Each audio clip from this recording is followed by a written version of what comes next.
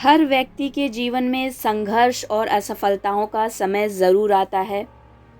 आपके जीवन में भी ऐसा समय ज़रूर आया होगा, या हो सकता है आप ऐसे ही संघर्ष भरे दिनों से गुज़र रहे हों। लेकिन आपको ऐसे टाइम में घबराना नहीं चाहिए, क्योंकि यह वही टाइम होता है जब लाइफ हमें कुछ अच्छा देना चाह रही होती है। कुछ अच्छा देने से पहले हमारी परीक्षा ले रही होती है कि हम उसके काबिल हैं भी या नहीं। प्रकृति किसी को भी कोई भी चीज़ आसानी से नहीं देती है जब तक हम उसके काबिल नहीं बनते हैं। अगर आप भी अपने लाइफ में सफलता नहीं मिलने के कारण निराश और परेशान हैं तो इस कहानी को ज़रूर सुनिए। ये कहानी आपको संघर्ष भरे दिनों से लड़ना सिखाएगी।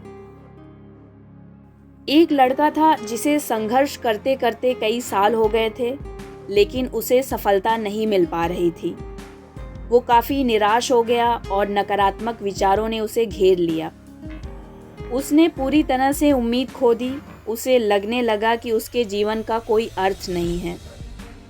एक दिन वो ऐसे ही हताश और निराश होकर सड़क पर घूम रहा था। अपनी सोच में इतना खोया हुआ था कि वह सोचते सोचते एक जंगल में पहुंच गया। थोड़ी देर बाद जब उसे रियलाइज हुआ तो उसने देखा कि वह जंगल के बीचों बीच खड़ा है।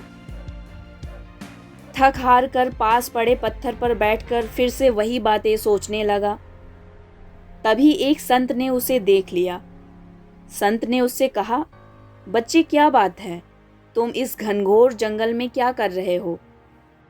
उस लड़के ने जवाब दिया, मैं जीवन में संघर्ष करते करते थक गया हूँ।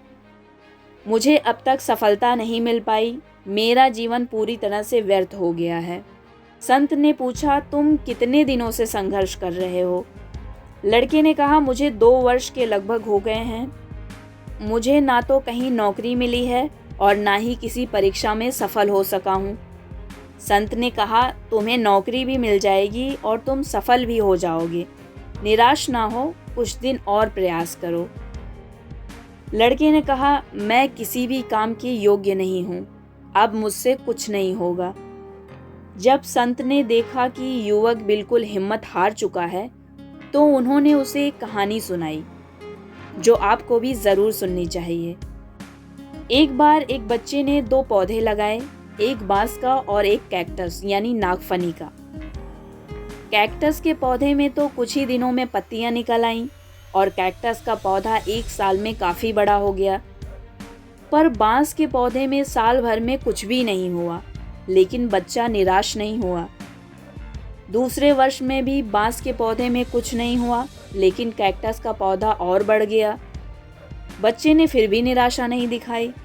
तीसरे वर्ष और चौथे वर्ष भी बांस का पौधा वैसा का वैसा ही रहा, लेकिन कैक्टस का पौधा और बड़ा हो गया। बच्चा फिर भी निराश नहीं हुआ। फिर कुछ दिनों बाद बांस के पौधे में अंकुर फूटे और देखते देखते कुछ ही दिनों में बांस का पेड़ काफ़ी ऊंचा हो गया। बांस के पेड़ को अपनी जड़ों को मजबूत करने में 4-5 साल लग गए। संत ने लड़के से कहा, यही तुम्हारे संघर्ष का समय है, अपनी जड़ें मजबूत करने का समय है। तुम इस समय को व्यर्थ नहीं समझो और निराश तो बिल्कुल भी मत हो।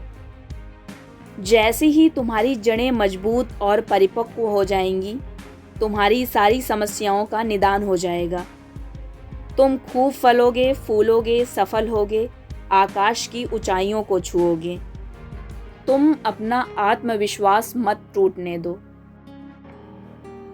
आपको भी अगर बांस की तरह ऊंचा होना है तो पहले अपनी जड़ों को मजबूत करने के लिए समय देना होगा, यानी नई चीज़ें सीखनी होंगी, अपनी कमियों को देखना होगा और उसमें सुधार करना होगा। और सबसे ज़रूरी बात, इस समय धैर्य बनाए रखना होगा, क्योंकि ऊंचाई पर कोई भी चीज़ तभी टिक सकती है जब उसकी जड़ें मजबूत हों। अगर आप भी अपनी जड़ें मजबूत कर लेते हैं तो समय आने पर आप भी बांस के पेड़ की तरह बहुत ऊंचे हो जाएंगे। ये कहानी अगर आपको अच्छी लगी हो तो चैनल को लाइक, शेयर और सब्सक्राइब कीजिए ताकि आने वाली कहानियों को आप सुन सकें।